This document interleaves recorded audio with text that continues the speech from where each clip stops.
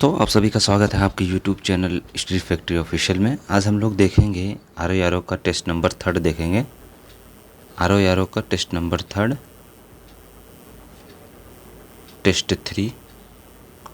Test 3 का ये part 2 है। लगभग हम लोगों ने आधा क्वेश्चन 68 क्वेश्चन हम लोगों ने कर लिया है। इसके आगे हम लोग करेंगे। चलिए बिना देरी करते हुए देखते हैं हम लोग। चलिए देखते हैं। हम लोग उस दिन 68 नहीं लगभग 71 क्वेश्चन तक कर लिया था। अलाउद्दीन खिलजी के प्रसिद्ध सेनापति में से किसकी मंगोलों के विरुद्ध लड़ते हुए मृत्यु हो गई थी, यहाँ तक हम लोगों ने कर लिया था। चलिए हम लोग देखेंगे 72 नंबर क्वेश्चन से। देखेंगे हम लोग क्वेश्चन क्या कहता है। सल्तनत काल में के अधिकांश अमीर और सुल्तान किस वर्ग के सल्तनत काल के अधिकांश अमीर और सुल्तान किस वर्ग के थे? तो किस वर्ग थे? तुर्क वर्ग थे वो लोग। अगला है होयसल स्मारक पाए जाते हैं, तो कहाँ पाए जाते हैं? हम्पी और हासपेट में, हैलीवीडू और वेलूरू में, मैसूर और बेंगलुरु में, सिंगेरी और धारवाड़ में। तो कहाँ पाए जाते हैं? ये हैलीवीडू और वेलेरू में पाए जाते हैं होयसल स्मारक। अगला है निम्नलिखित में से दो शासकों के मध्य 17 मई 1940 को कन्नौज के पास युद्ध हुआ। तो किसके मध्य हुआ था? हुमायूं और सुल्तान मोहम्मद नुहानी, शेर शाह और हुमायूं, शेर शाह और मिर्ज़ा कामरान, मोहम्मद शाह और हुमायूं। तो किन के बीच हुआ था? ये हुआ था शेर शाह और हुमायूं के बीच कन्नौज का युद्ध 1540 में। अगला है इंग्लैंड की रानी एलिजाबेथ प्रथम का समकालीन भारतीय राजा कौन था? तो उस टाइम भारत में राजा था अकबर। अगला है कौन से भारतीय राज्य की अधिकतम सीमा म्यांमार से स्पर्श करती है? अधिकतम सीमा म्यांमार से स्पर्श करती है, तो किसकी सीमा है? वो है अरुणाचल प्रदेश की। अगला है मणिपुर पहाड़ियों से घिरा इम्फाल बेसिन मणिपुर पहाड़ियों से घिरा इम्फाल बेसिन एक सुंदर उदाहरण है, तो किसका उदाहरण है? सरोवरी मैदान का, लोयस मैदान का, हिमनदी मैदान का, जलोढ़ मैदान का। तो किसका उदाहरण है? यह है सरोवरी मैदान का। नेक्स्ट क्वेश्चन देखते हैं 78 नंबर। सूची 1 को सूची 2 से मिलाना है। एक तरफ जनजात दी हुई है, सूची 1 को सूची 2 से मिलाना है। एक तरफ जनजात दी हुई है, दूसरी तरफ निवास स्थल दिया हुआ है। तो चलिए मिलाते हैं। सबसे पहले देखते हैं भील जनजात। भील जनजात कहाँ पाई जाती है? भील जनजात जो है ये राजस्थान में, भील जनजात राजस्थान में। संथाल जो है झारखंड में, राजी जो है ये उत्तराखंड में, लेपचा सिक्किम में पाई जाती है। कौन सा ऑप्शन सही हो जाएगा? ऑप्शन नंबर बी सही हो जाएगा। 4 3 2 1। नेक्स्ट क्वेश्चन देखते हैं कथन और कारण का है। कथन और कारण का है, तो कथन देखते हैं। प्रायद्वीपीय भारत की सभी नदियां बंगाल की खाड़ी में गिरती हैं, परंतु नर्मदा तथा तापी अरब सागर में गिरती है। नर्मदा और तापी नदियां विभ्रंश घाटी से होकर बहती हैं। ए आर दोनों सही है, आर ए की व्याख्या करता है। ए आर दोनों सही है, आर ए की व्याख्या नहीं करता। ए सही है परंतु आर गलत है, ए गलत है परंतु आर सही है। 79 का कौन सा हो जाएगा? ऑप्शन नंबर ए आर दोनों सही है, आर ए की व्याख्या करता है। नेक्स्ट क्वेश्चन देखते हैं 80वां नंबर। एक तरफ जलप्रपात है, दूसरी तरफ नदी दिया हुआ है। एक तरफ जलप्रपात है, दूसरी तरफ नदी है। जिसमें पूछा है कौन से युग्म सुमेलित हैं। पूछा है कौन से युग्म सुमेलित हैं, तो कपिल धारा ये गोदावरी नदी पे नहीं है। जोंग जलप्रपात शरावती नदी पे है। शिव समुद्रम भी शरावती पे है, कपिल धारा नहीं। ऑप्शन नंबर बी सही हो जाएगा। 2 और 3। अगला है विश्व की सबसे पुरानी व विकसित नहर व्यवस्था भारत में कौन सी है? विश्व की सबसे पुरानी व विकसित नहर व्यवस्था भारत में कौन सी है? गंगा नहर लिखा है, लेकिन गंगा नहर है, गंगा नहर है। गंगा नहर, सीकरी नहर, इंदिरा गांधी नहर, कृष्णा गोदावरी नहर व्यवस्था। तो कौन सी है? गंगा नहर। अगला है निम्नलिखित युग्मों पर विचार कीजिए। एक तरफ दिया हुआ जलाशय, दूसरी तरफ दिया हुआ है राज्य। इसमें मिलाना है कौन सुमेलित नहीं है। पूछा है कौन सुमेलित नहीं है, तो चलिए देखते हैं। घाट प्रभा तेलंगाना राज्य में है। गांधी सागर घाट प्रवाह तेलंगाना राज्य, गांधी सागर मध्य प्रदेश दिया हुआ है, इंदिरा सागर आंध्र प्रदेश दिया हुआ है, मैथन छत्तीसगढ़ दिया हुआ है। इसमें पूछा है कौन सुमेलित नहीं है, तो देखते हैं ये घाट प्रवाह जो है तेलंगाना में नहीं है, ये है कर्नाटक में। उसके बाद गांधी सागर आते हैं तो यह मध्य प्रदेश में सही है। उसके बाद आते हैं इंदिरा सागर भी मध्य प्रदेश में है, आंध्र प्रदेश में नहीं, मध्य प्रदेश में है, ठीक। उसके बाद आते हैं मैथन जो है ये छत्तीसगढ़ नहीं, ये झारखंड में है, झारखंड। इसमें से पूछा है कौन सही सुमेलित नहीं है, तो केवल तीसरा सही सुमेलित नहीं है, तीसरा और चौथा, ठीक। पहला, तीसरा, चौथा, केवल 3, मतलब 3 जो है सही सुमेलित नहीं है, एक सही सुमेलित है केवल ऑप्शन नंबर 2 वाला। अगला क्वेश्चन है राज 3077 एक प्रजाति है, किसकी है? मक्का की, ज्वार की, मूंगफली की, गेहूं की, तो किसकी एक प्रजाति है? यह गेहूं की एक प्रजाति है, ठीक। अगला है कौशल किस फसल की उन्नत प्रजाति है? कौशल जो है किस फसल की उन्नत प्रजाति है? चना की है, कपास की है, मूंगफली की है, गेहूं की है, तो कौशल जो है ये न चना की है, न कपास की है, न गेहूं की, ये मूंगफली की एक प्रजाति है। अगला क्वेश्चन है अंधी घाटी पाई जाती है, अंधी घाटी पाई जाती है, तो कहाँ पाई जाती है अंधी घाटी? कास्ट प्रदेश में, शुष्क प्रदेशों में, हिमालयी प्रदेशों में, टुंड्रा प्रदेशों में, तो कहाँ पाई जाती है? ये पाई जाती है कास्ट प्रदेशों में। अगला है भारत और चीन के अतिरिक्त निम्नलिखित में से कौन से समूह में दिए गए देश म्यांमार के सीमावर्ती देश हैं? तो म्यांमार के सीमावर्ती देश कौन कौन से हैं? Bangladesh, Thailand, Vietnam, Cambodia, Laos, Malaysia, Thailand, Vietnam, Malaysia, Thailand, Laos, Bangladesh. तो पूछा है कौन म्यांमार के सीमावर्ती है, तो ऑप्शन नंबर डी हो जाएगा। अगला क्वेश्चन देखते हैं, सूची 1 को सूची 2 से मिलाना है। एक तरफ नगर दिया हुआ है, दूसरी तरफ नदी दी हुई है, इसको कोड में मिलाना है। चलिए देखते हैं। पेरिस जो है सीन नदी के किनारे है, पेरिस सीन नदी के किनारे, ऑप्शन में देखिए डी का तीसरा किस में है? डी का तीसरा ऑप्शन नंबर ए में है, ठीक। ऑप्शन नंबर ए सही हो जाएगा, ऑप्शन नंबर ए सही हो जाएगा। डी का तीसरा हो जाएगा। खार्तून नील नदी के किनारे है, ठीक। रॉटरडम जायर नदी के किनारे हैं, और ब्राज़ील राइन नदी के किनारे हैं, ठीक।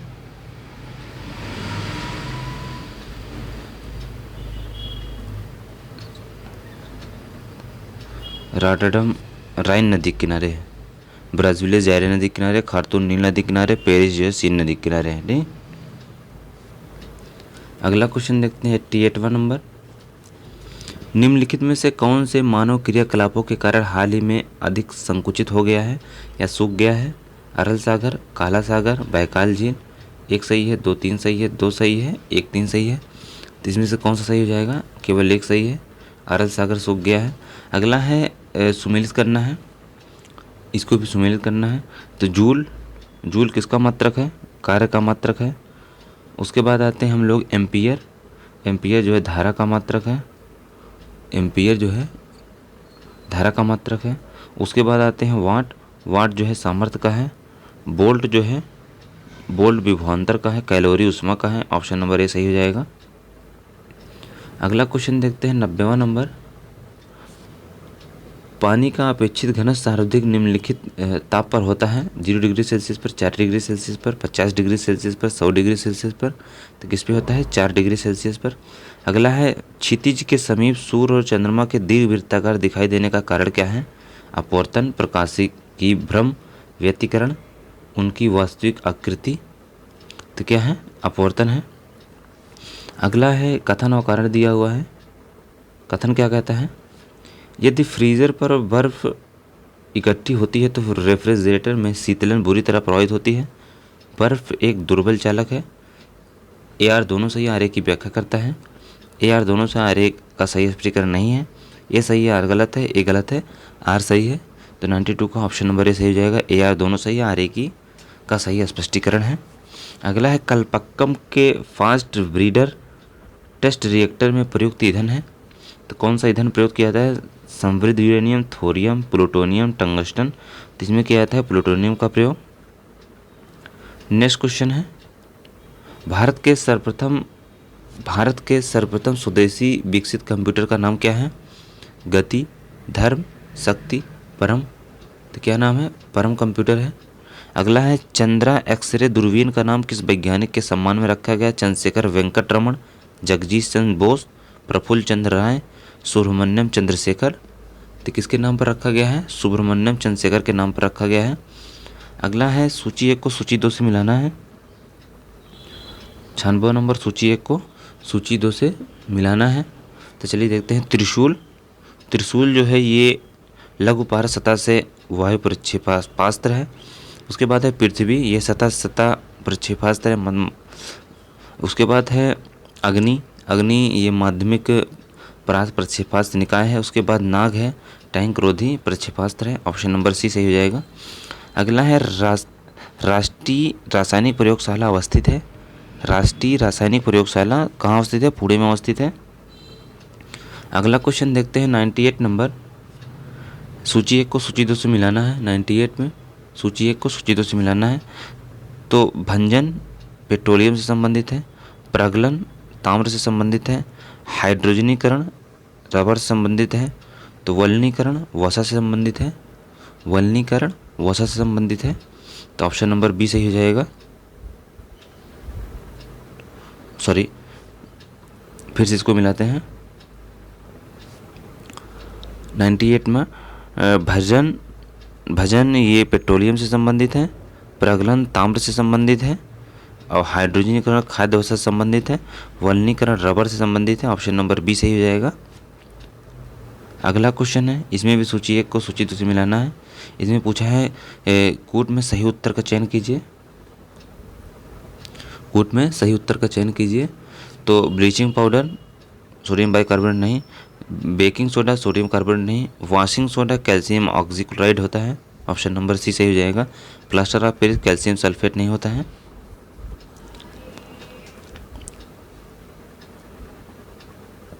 इसको मिलाना था, ठीक है।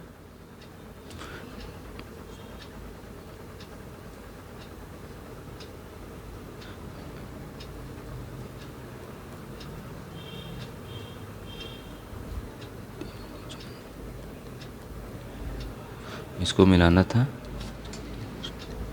पहले का तीसरा हो जाएगा कैल्शियम ऑक्सीलेट, बेकिंग सोडा का सोडियम कार्बोनेट, वॉशिंग पाउडर का सोडियम कार्बोनेट, और प्लास्टर ऑफ पेरिस का कैल्शियम सल्फेट हो जाएगा।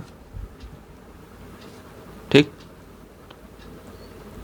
कौन सा सही हो जाएगा? ऑप्शन नंबर सी सही हो जाएगा। 3 1 2 4। अगला है सूची 1 को सूची 2 से मिलाना। एक तरफ पदार्थ दिया हुआ, दूसरी तरफ अनुप्रयोग दिया हुआ है। तो सबसे पहले है नीला तोता। नीला तोता लाल स्याही संबंधित है। इयोशीन नीला तोता जो कवक उन्नाशी है। और उसके बाद इयोशीन जो है लाल स्याही। सिल्वर आयोडाइड कृत्रिम वर्षा, जिंक फास्फेट किर्दंतनाशी। ऑप्शन नंबर सी सही हो जाएगा। अगला क्वेश्चन है 101वां नंबर, निम्नलिखित में से किस एक प्रकार के जीव में वह घटना पाई जाती है जिसमें मादा मैथुनोपरांत नर को मार देती है? तो व्याध पतंग, मधुमक्खी, मकड़ी, गर्द प्रदाक मतलब पिट वाइपर। तो कौन सा सही हो जाएगा? इसका हो जाएगा मकड़ी। अगला है कथन है कारण दिया हुआ है। कथन क्या है? मानव शरीर में यकृत वसा के पाचन में महत्वपूर्ण भूमिका निभाता है। यकृत 2 महत्वपूर्ण वाहक पाचक एंजाइम उत्पन्न करता है। ए आर दोनों सही आर्य की व्याख्या करता है। ए आर दोनों सही आर्य की व्याख्या नहीं करता। ए सही है, आर गलत है, ए गलत है, आर सही है। तो 102 का सी ऑप्शन हो जाएगा। ए सही है, आर गलत है। प्रोटीन की अधिक मात्रा पाई जाती है। तो प्रोटीन की अधिक मात्रा कहाँ पाई जाती है? अरहर में, सोयाबीन में, उड़द में, गेहूं में। तो कहाँ पाई जाती है? सोयाबीन में। अगर अग्नाशय में खराबी हो तो क्या होगा? पाचन क्रिया ठीक नहीं होगी, इंसुलिन तरह ग्लूकागॉन नहीं बनेंगे, रक्त निर्माण बंद हो जाएगा, रक्तचाप बढ़ जाएगा। तो क्या होगा, इंसुलिन और ग्लूकागॉन नहीं बनेंगे। अगला है आनुवंशिक अभियंत्रण मतलब जेनेटिक इंजीनियरिंग के निम्नलिखित प्रभाव पर विचार कीजिए। रोग प्रतिरोध, वृद्धिवर्धक, जंतु क्लोनिंग, मानव क्लोनिंग। इसमें कोड दिया हुआ है, 1 3 4 सही है, 2 3 4 सही है, 1 2 4 सही है, 1 2 3 सही है। तो इसमें कौन सा सही हो जाएगा, 1 2 3। अगला है पूछा है निम्नलिखित में से कौन सुमेलित नहीं है। एक तरफ जनपद है, दूसरी तरफ महिला साक्षरता दर 2011 की जनगणना के अनुसार है। पूछा है कौन सुमेलित नहीं है। तो चलिए देखते हैं। कानपुर नगर की महिला साक्षरता 75.05, लखनऊ की 71.75, गाज़ियाबाद का 60 दिया हुआ, गाज़ियाबाद का सबसे ज़्यादा है नहीं। इटावा का 69.06% है। ऑप्शन नंबर सी सही हो जाएगा। अगला क्वेश्चन है 107वां नंबर, निम्नलिखित में से किस धार्मिक समुदाय का उत्तर प्रदेश में तीसरा प्रमुख स्थान है। बौद्ध, ईसाई, जैन, सिख। तो किसका तीसरा स्थान है, तो है सिख। अगला है निम्नलिखित लोक नृत्यों में से कौन उत्तर प्रदेश के बुंदेलखंड क्षेत्र का लोक नृत्य नहीं है। रवाला नृत्य, डांडिया नृत्य, बड़ैया नृत्य, राई नृत्य। तो कौन सा नहीं है, डांडिया नृत्य नहीं है। अगला है कौन सुमेलित नहीं है। इसमें पूछा एक तरफ गायक दिया हुआ, दूसरी तरफ गायक शैली दिया हुआ है, विधा दिया हुआ है। इसमें पूछा कौन सुमेलित नहीं है। तो राजन साजन मिश्र ध्रुपद टप्पा से संबंधित है, ताज बेगम ठुमरी टप्पा से संबंधित है, बड़ी मैना ये ठुमरी टप्पा से नहीं है, अंबाजी चतुर्वेदी ध्रुपदी से संबंधित है। ऑप्शन नंबर सी सही हो जाएगा, ऑप्शन नंबर सी।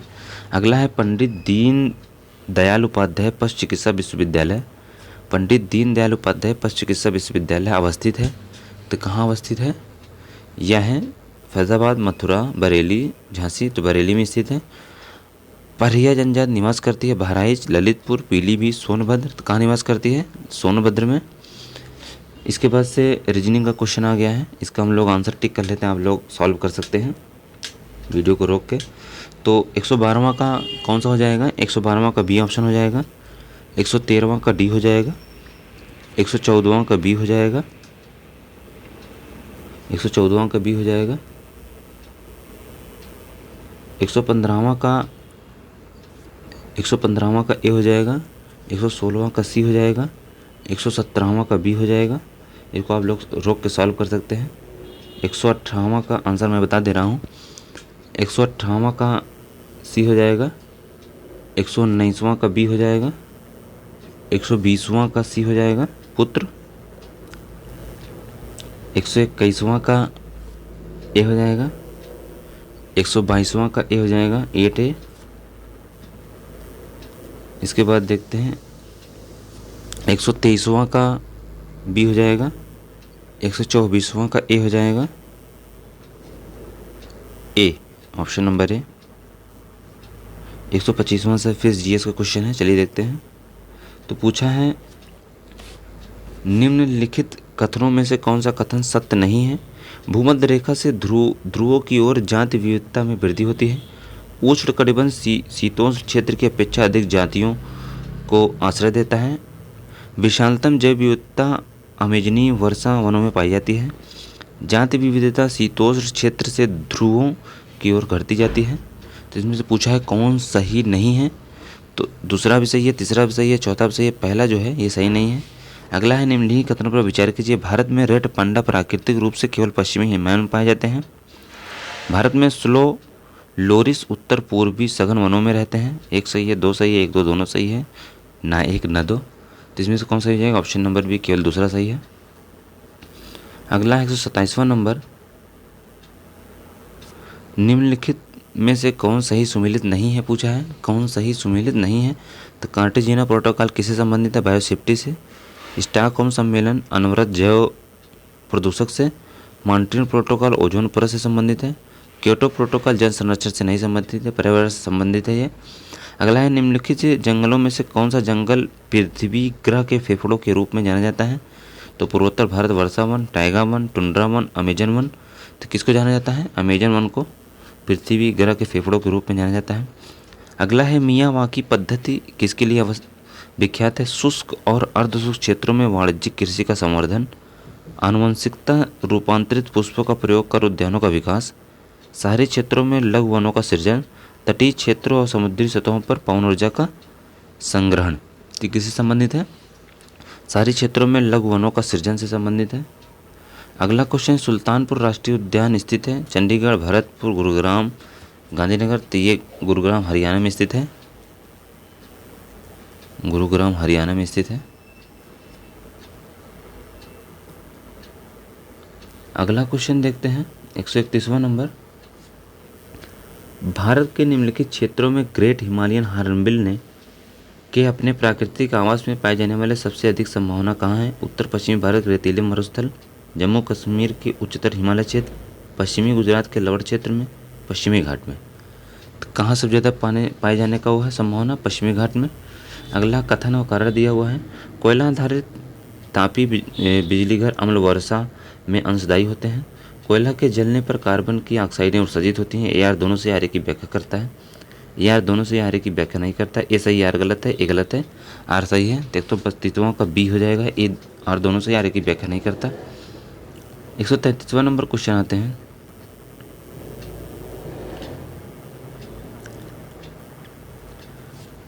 निम्नलिखित में से कौन वायु प्रदूषक ऑक्सीजन की अपेक्षा अधिक शीघ्रता से रक्त में हीमोग्लोबिन में घुल जाता है? Pan, carbon dioxide, carbon monoxide, ozone.